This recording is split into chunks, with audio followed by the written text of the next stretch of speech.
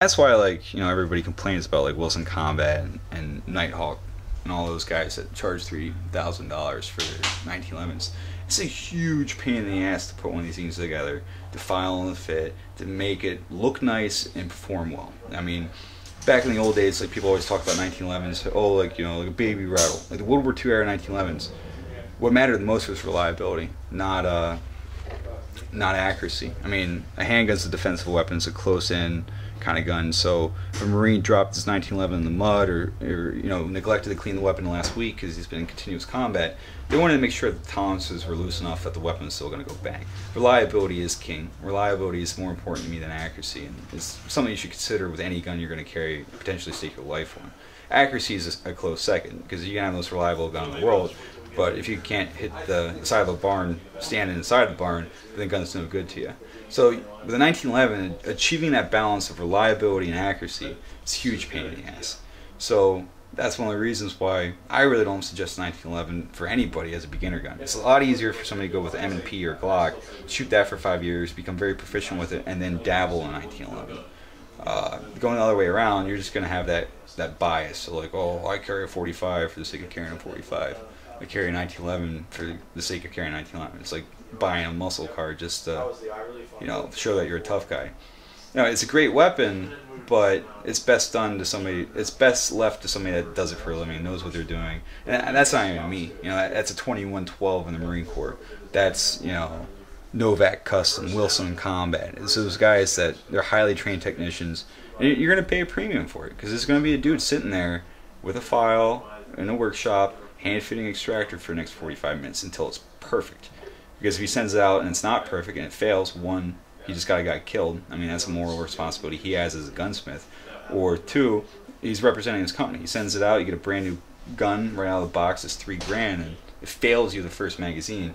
You're gonna be more than this little miffed, So you're gonna pay top dollar for top dollar work. If you go bargain basement hunting for a 1911 gunsmith, you're gonna get bargain basement quality. And that's why you have so many hobbyists. You have all those old school guys that are dying off. All the guys. I mean, 1911 was the handgun, the auto for 100 years, and now more and more people they're making a prudent decision. They're going to the Glock. They're going to the Smith & Wesson M&P because it's idiot proof. There's nothing to screw up on it. If you want to change out your extractor, you can do it in like 5 minutes for another prefab factory part.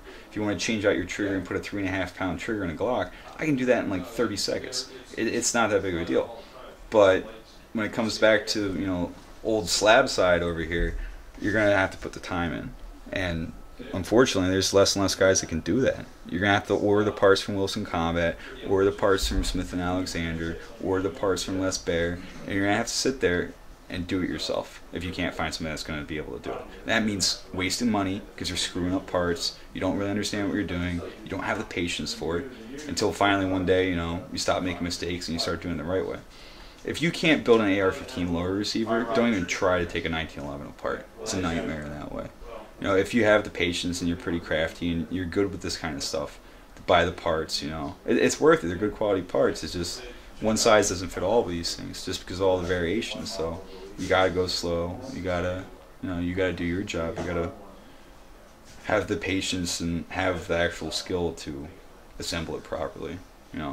It's one of those things too where it's like if it's a hobby gun and you're not really worried about it, then it's no big deal. But if it's a gun that you're going to use for home protection or self-protection, you're literally taking your life in your own hands with this.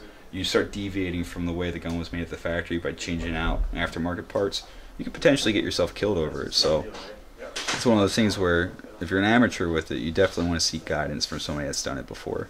I'm not a 1911 pistol smith. I've been given pointers from 2111s, 2112s. Some older guys have been carrying this gun their entire life. 50 years of 1911 being on their hip. But I'm not going to claim to be an expert at it. I can work on my own gun, like my 1911 over here. I've done almost everything on this gun, but at the same time, I'm really hesitant still to work on somebody else's gun.